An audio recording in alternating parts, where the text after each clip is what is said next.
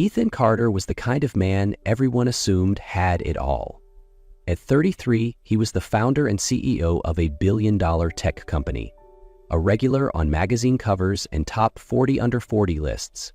But behind the polished interviews and motivational speeches was a man filled with doubt, guardedness, and old wounds. 5 years ago, Ethan was in a serious motorcycle accident. Doctors believed he would never walk again. During those dark months, the woman he thought would be his future wife walked out without a word. She vanished as if their love had been buried alongside his paralyzed legs. Though he miraculously recovered, Ethan was never the same. He no longer believed in love. He didn't trust that someone could look at him without seeing money or status. So he created a social experiment, a role. On first dates, Ethan would show up in a wheelchair. He wanted to know if anyone could love him for who he was. No fortune, no reputation, just Ethan. No one knew it was an act, and it seemed no one ever passed the test. Until the 5th time. That Saturday evening, Ethan arrived 15 minutes early, as he always did. The black wheelchair was positioned neatly beside a table at Willow and Vine, a small restaurant that was cozy, tasteful, and unassuming. He always chose places like this, refined enough to avoid suspicion, but not too fancy to draw unwanted attention. When Grace Bennett walked in, Ethan almost didn't recognize her right away.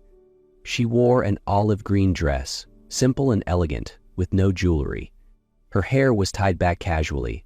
There was no red lipstick, no overpowering perfume, just a quiet presence that somehow filled the room. "Are you Ethan Carter?" she asked with a fleeting smile. "Yes, and you must be Grace." "Sorry I'm a little late. Traffic was terrible." "No worries, I just got here," Ethan lied with a smile. She sat down across from him without so much as a glance at the wheelchair. No awkward pause, no subtle wince, just a woman having dinner with a man. And that made Ethan's heart skip a beat. "Do you come here often?" "Actually, it's my first time, but I heard the salmon is great." "I'm more of a steak girl. Do they have anything with mushrooms?" She smiled, eyes alight with curiosity. The conversation flowed effortlessly. Grace spoke about teaching at a small public school on the outskirts of the city, about her energetic yet lovable students and her mother, once a teacher herself now living with arthritis. Ethan listened, not out of politeness, but because he was genuinely drawn into her simple, heartfelt world. Not once did Grace ask about the wheelchair. Not once did she look at him with pity. Only clear eyes, a warm voice, and an open heart. For the first time in years, Ethan forgot he was acting. He just wanted to talk, to listen, and to stay in that moment a little longer. Their next meetings happened naturally. Grace often brought books. Once it was To Kill a Mockingbird. Another time, The Book Thief. They spent hours at a small cafe near the park, talking about literature, her students, and sometimes things neither of them had shared with anyone before. Ethan had crafted a modest life for himself in these stories. Working in administration at a mid-sized company, living in an average apartment, recovering from a car accident 3 years ago. All believable, all completely false. Grace spoke of her mother, Evelyn, who lived with her in a small apartment and was battling arthritis. "She's the reason I became a teacher," Grace said during one quiet moment over tea. "The pay is terrible, but when a student finally understands something, it makes everything worth it." Ethan nodded, trying to hide the shame gnawing at his conscience. Every time Grace opened up, he felt himself shrinking. Her honesty was a mirror, and he hated what it reflected in him. He began therapy, partly because of pressure from Lucille, his sister, who had long warned him about the emotional cost of these experiments, but mostly because Ethan could no longer stand himself. "Why don't you tell her the truth?" Lucille asked one evening, finding him staring at Grace's message. "Because if I do, everything changes. And if you don't, everything you're building is a lie," she replied, her eyes filled with disappointment. On slow walks through the park, Ethan let Grace push the wheelchair he didn't need. She told him stories of a shy boy who now read poetry aloud, a bullied girl who found her voice. Each story lit something in her, and each step in his deception weighed heavier on him. He was losing control. He could no longer tell where the lie ended and the truth began. And the scariest part was, he wanted it all to be real. That day, Ethan went to Grace's school unannounced. He wasn't in a wheelchair. He wasn't acting. He wasn't pretending. He was just himself, with real legs, real fear, and a fragile resolve trembling in his hands. The school was nearly empty by the time he arrived. Classes had ended, and only distant laughter echoed from the field outside. He knew Grace often stayed late to grade papers or prepare lessons. He hoped today was no different. She was there, in her classroom, standing by the bookshelf, organizing stacks of notebooks. The late afternoon sun filtered through the windows, casting golden light across her hair. When she turned and saw him standing in the doorway, the book in her hands slipped and hit the floor. Even, her voice was barely a whisper. Her eyes flicked from his face to his legs and back again, as if trying to make sense of something that shouldn't be true. "I can explain," he said, his voice shaky. "You can walk?" she said, disbelieving. He nodded. "I need to tell you everything, the whole story." Grace didn't speak for a few seconds. Then slowly she stepped forward and picked up the book. "Everything?" Her voice was sharper now. "Then go ahead. Start from where, when you decided to pretend to be disabled?" Ethan closed his eyes for a second, breathing deeply. "At first, it was just an experiment, a way to test people. I didn't trust anyone anymore, not after what I'd been through. And then you met me. So you thought continuing to lie was the smart move?" Her voice wasn't angry anymore. It was hurt, quiet, clear. "I wanted to tell you so many times, but I was scared." "Scared of what?" "Of losing you." She gave a dry, hollow laugh. "You've already lost me, Ethan, not because you can walk, but because you never gave me the chance to love someone real." He started to step forward, but she moved back, raising a hand to stop him. "You stole my choice. You created a version of yourself I never truly knew, then hoped I'd fall for that illusion." Silence fell between them like a heavy curtain. Ethan looked into her eyes, and for the first time, what he saw wasn't anger. It was heartbreak. Ethan stood alone in the empty classroom after Grace walked out. He didn't remember how she left, only that he stood frozen, as if his body refused to move. Like every word she had spoken had turned into invisible chains holding him in place. The room felt colder suddenly, so quiet that the ticking clock echoed like a heartbeat out of rhythm. He used to think he could control everything, the narrative, the emotions, even the outcome. But now, with the final mask stripped away, he realized the thing he feared most wasn't abandonment, it was being fully seen and still unloved. For the first time in years, Ethan felt exposed. Not the successful man on magazine covers, not the man in the wheelchair deserving sympathy, just a lonely man aching to be forgiven. And he knew then, words weren't enough anymore. It was time to stop, step back, and face himself, with the truth unshielded by any performance. Ethan left the classroom like a man untethered.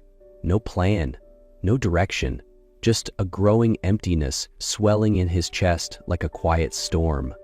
He didn't call for a car, didn't return to the office. Instead, he walked for blocks without knowing where he was going. Grace's voice echoed in his mind, not the anger, but that final, calmly delivered blow. "You never gave me the chance to love the real you." That night, Ethan sat in his penthouse, staring out at a city full of lights that now meant nothing. On the table lay a blank sheet of paper. He had tried to write something, then crumpled it, and tried again, dozens of times. But this time, he stopped trying to make it perfect. He simply wrote. No guardrails, no script, just truth. "Grace, I'm not writing this letter to ask for forgiveness.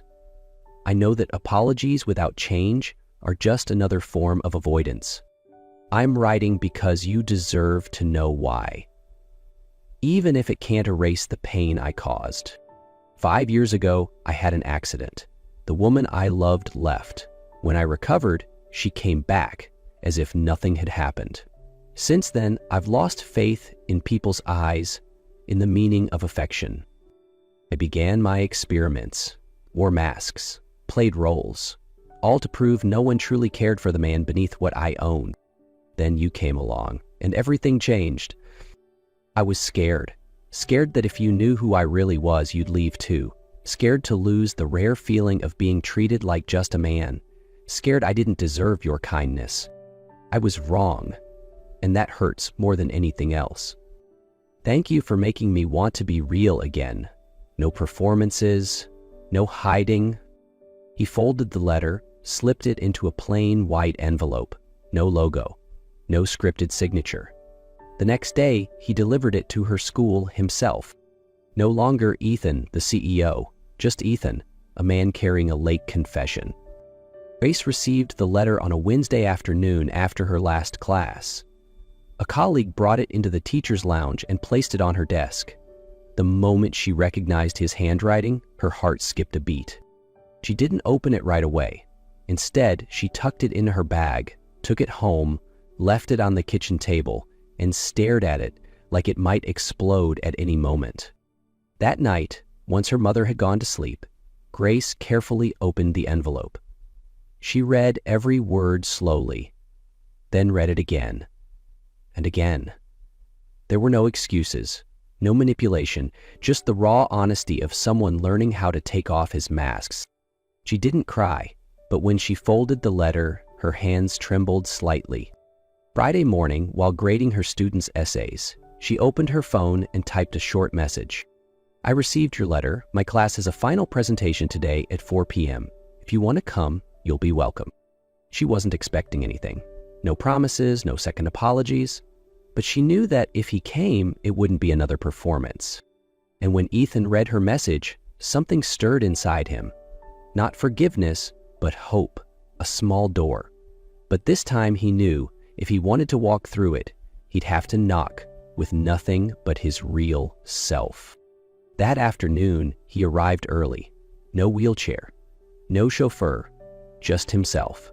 In a plain button-down shirt, carrying a small bouquet of wild daisies.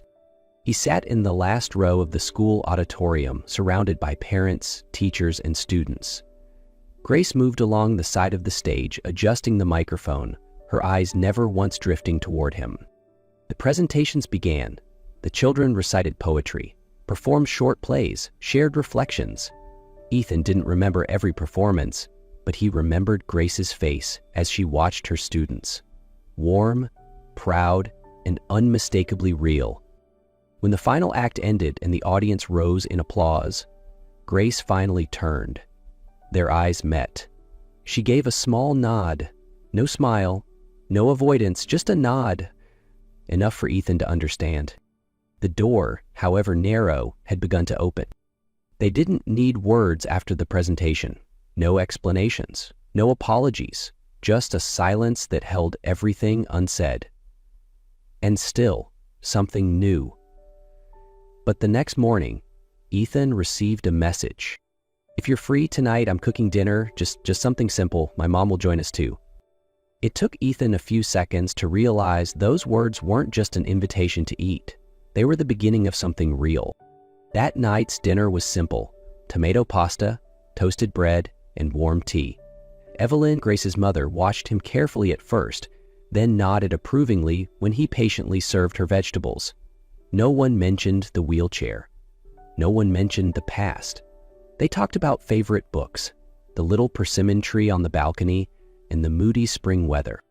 Evenings like that became a pattern, not frequent, but steady. Ethan grew used to the small, cozy world Grace lived in, and she, in turn, began appearing in his world. Not at glitzy galas, but in his modest office, where he'd hung a child's drawing Grace once received from a student. One afternoon, Ethan handed her an envelope. No ring, no luxury apartment key, just 2 plane tickets to Vermont, where Grace's grandmother used to live. I thought, we could go find a piece of your past together, he said. She looked at him for a long moment, then smiled. That evening, they sat on the small balcony, under soft golden lights and the hush of wind brushing the rooftops. "I used to think I had to become someone perfect to be loved," Ethan said quietly. "And now?" Grace asked. "Now I just want to be myself, and see if that's enough." She was silent for a moment, then took his hand. "Let's find out together, no rush, no pretending." They sat there, side by side. No promises, no masks. Just honesty. The trip to Vermont wasn't luxurious. It was intimate and warm. They wandered down maple-lined country roads, visited the small library where Grace's grandmother once worked, and chatted with an old neighbor who still remembered little Grace with messy hair running around with books in her hands. Ethan didn't try to impress. He was simply there, fully present, when she cried outside the old house, now owned by strangers. When she laughed upon finding a letter her grandmother had hidden inside a tattered book. In those moments, love didn't need words. It quietly bloomed through presence and sincerity. When they returned, their love wasn't cinematic. It was peaceful, like a morning cup of tea, like sunlight quietly pouring through the window. No daily vows, no grand declarations, just steady presence, gentle rhythms, and a feeling of home. Then one bright summer morning, Ethan invited her to the beach. They walked along the shoreline, hand in hand, the sea breeze salty, the sun warm. When Grace turned to him, Ethan was already kneeling. No speech, no preamble, just a simple ring, and eyes that said everything. "The first time I met you, I was hiding behind a mask. Now I'm standing here, flawed, honest, and real. Will you walk this imperfect life with me just as we are?" Grace laughed through her tears. "I've always wanted that," she whispered and nodded. They married in a small ceremony in Grace's mother's backyard. Evelyn sat in the front row, holding Lucille's hand. The sister who always believed in goodness. Grace's students sang her a song, and her colleagues brought wildflowers instead of fancy bouquets. No press, no stage, just honest smiles, warm embraces, and hearts genuinely happy for them. And at the center of it all, two people who once hid behind fear and fiction had finally found each other. Not through performance, not through protection, but through love, quiet, honest, and complete. Because sometimes the bravest love begins where the lies end.